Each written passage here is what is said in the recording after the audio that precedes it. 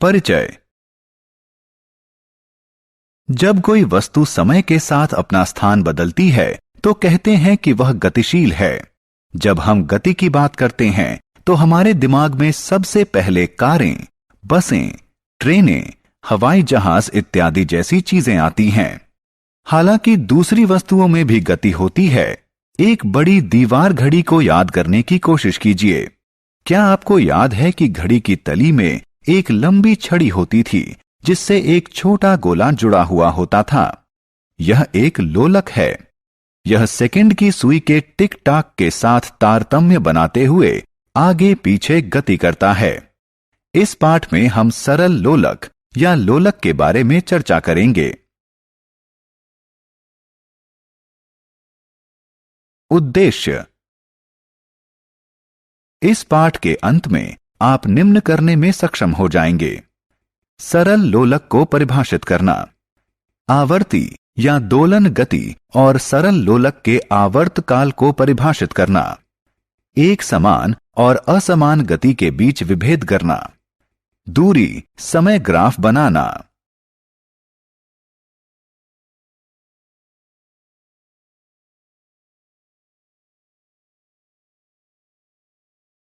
घड़ियां।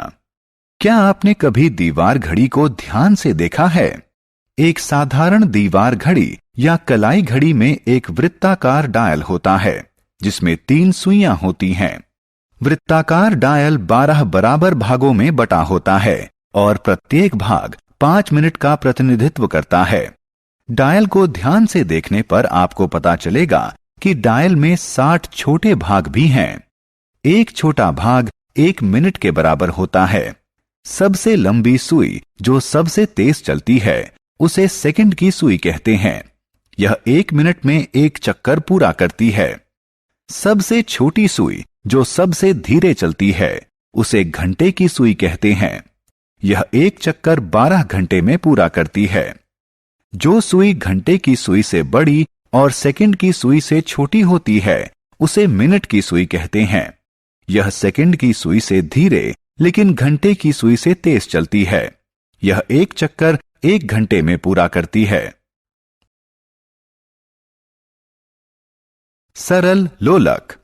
सरल लोलक में धातु के एक छोटे गोले को धागे से बांधकर लटकाया जाता है। धातु के गोले को लोलक का गोलक कहते हैं। धागा जिससे गोलक बंधा होता है वह नीचे की तरफ से खुला होता है और ऊपर के सिरे पर एक स्टैंड से बंधा होता है। जब लोलक गति नहीं कर रहा होता तो कहते हैं कि यह विराम अवस्था में है। विराम अवस्था की स्थिति को लोलक की माध्य स्थिति या साम्य स्थिति भी कहते हैं। सरल लोलक की गति। मान लीजिए कि किसी सरल लोलक का गोलक साम्य स्थिति में है। यदि हम इसे किसी एक तरफ बाएं या दाएं ले जाकर छोड़ दें तो यह इधर उधर गति करने लगता है। किसी सरल लोलक के इधर उधर की गति करने को इसकी आवर्ती गति कहते हैं। लोलक द्वारा एक तरफ से दूसरे तरफ की गई एक पूरी गति को एक दोलन कहते हैं। लोलक एक दोलन पूरा कर लेता है जब इसका गोलक इसकी साम्य स्थिति O से आरंभ करके एक चरम स्थिति A तक, फिर वहां से दूसरी चरम स्थिति B तक और फिर वापस O पर आ जाता है। लोलक तब भी एक दोलन पूरा करता है जब इसका गोलक एक चरम स्थिति A से दूसरी चरम स्थिति B पर तथा B से वापस A पर आ जाता है।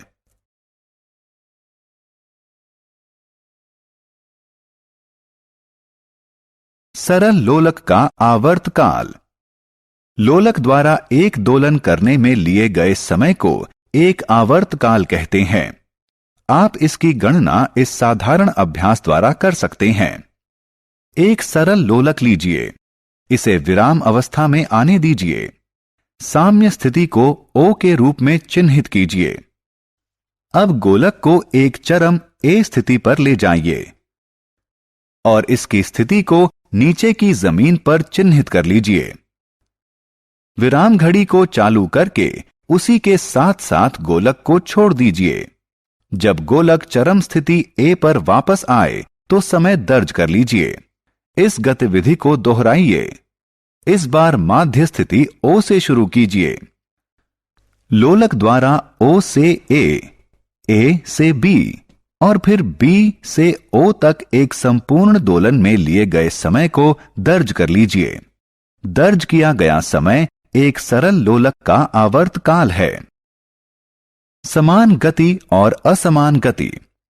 किसी वस्तु की गति को उसकी चाल के आधार पर दो भागों में बांटा जा सकता है। यदि किसी सरल रेखा के अनुदिश गति करती हुई वस्तु की चाल परिवर्तित होती रहती है तो इसकी गति को असमान गति कहते हैं। उदाहरण के लिए, एक बस अपनी लंबी यात्रा के दौरान विभिन्न समय पर भिन्न भिन्न चाल से चलती है, अतः इसकी गति असमान गति है। यदि कोई वस्तु किसी सरल रेखा के अनुदिश नियत चाल से गति करती है तो इसकी गति को एक समान गति कहा जाता है। जैसे एक कार छोटी दूरी की यात्रा के दौरान एक ही समान चाल से चलती है।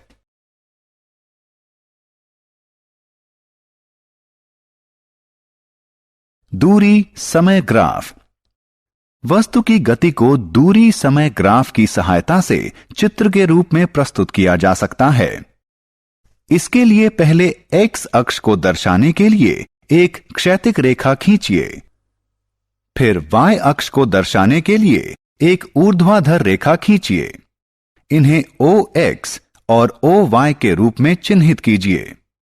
x अक्ष के अनुदिश समय का माप दर्शाइए और y अक्ष के अनुदिश दूरी का माप दर्शाइए। संबंधित अक्षों पर दूरी और समय के मान अंकित कीजिए। अब ग्राफ पेपर पर दूरी और समय के प्रत्येक समुच्चय को दर्शाते हुए बिंदु अंकित कीजिए। ग्राफ पर अंकित सभी बिंदुओं को मिला दीजिए। इससे आपको एक सरल रेखा दूरी समय ग्राफ प्राप्त होगा जो यह दर्शाता है कि वाहन एक नियत चाल से चल रहा है। इस ग्राफ की सहायता से हम किसी समय विशेष में वाहन द्वारा तय की गई दूरी ज्ञात कर सकते हैं। हम प्रस्थान बिंदु से किसी विशेष दूरी को तय करने में लगे समय को ज्ञात कर सकते हैं। इसी प्रकार हम चाल की गणना भी कर सकते हैं। सारांश।